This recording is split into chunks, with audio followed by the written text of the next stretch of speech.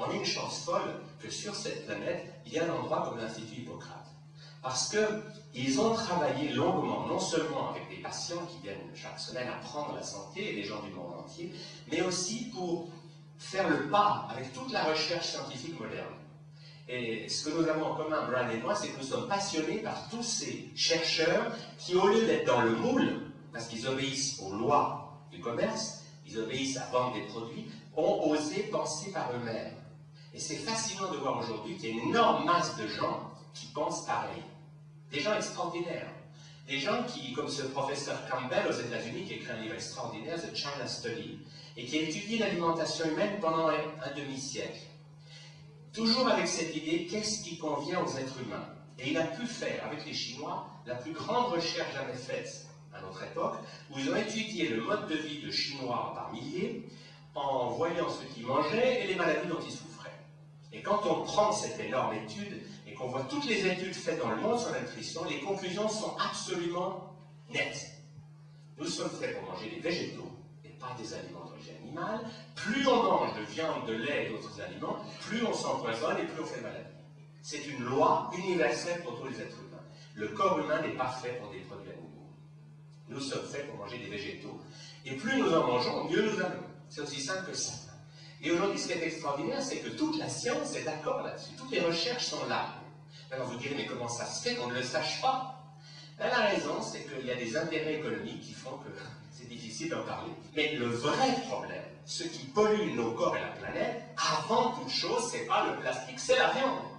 C'est une habitude carnivore. Chaque hamburger coûte 8 mètres carrés de forêt tropicale. Donc si les forêts disparaissent, c'est pas pour le bois de chauffage, c'est à cause de la viande. Et ce genre de fait, curieusement, n'arrive pas à passer dans le grand public parce que les journalistes ont peur. Oh oui, non, mais si je mets ça, bon, d'avoir des ennuis avec ceux qui sont au-dessus de moi. Et c'est comme ça que le public est maintenu dans l'erreur. Dans le sport, c'est un des domaines où les sportifs, recordmen de triathlon ou de sport extrême, mangent des graines germées parce qu'ils ont vu qu'avec ça, ils battent les records. Mais s'ils disent à un journaliste, je mange des graines germées, je dis oui, merci, passons à autre chose. Parce que c'est ça les lois du marché. Et c'est assez extraordinaire de voir que justement la publicité vous met des gens en parfaite santé, qui ont leur santé dans l'Institut Hippocrate, et on vous les présente comme des modèles, mais ce qu'on ne vous dit pas, c'est que les beautés que vous voyez se mettre des crèmes L'Oréal et autres, n'en mettent jamais. Parce qu'une femme qui veut rester belle, ce n'est pas en mettant des cosmétiques bourrés de produits chimiques que vous allez garder votre beauté. Vous allez empoisonner votre peau avec ces produits. C'est en mangeant sainement. La peau se nourrit de l'intérieur, pas de l'extérieur. Mais évidemment, ces idées font peur parce que ce sont des idées qui peuvent détruire de gros marchés. Vous avez les cosmétiques, les produits-ci, l'alimentation. Alors beaucoup de gens ont peur de cette démarche de transformation.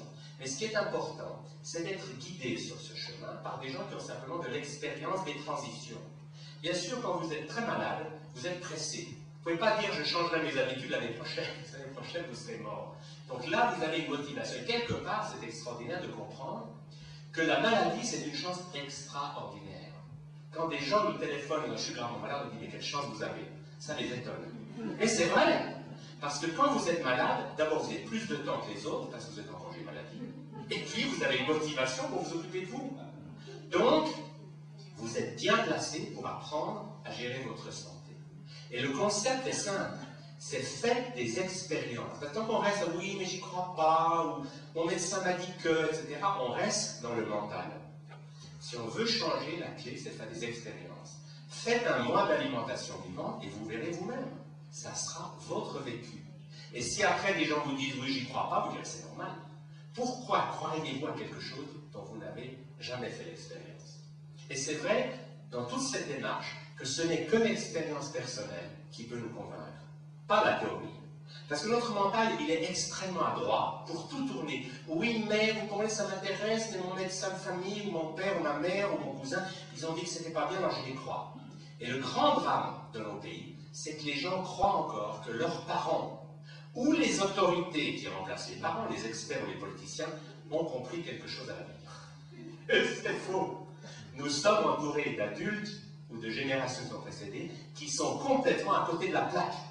Tout ce qu'ils savent, c'est comment être malheureux et rendre les gens malheureux autour de soi.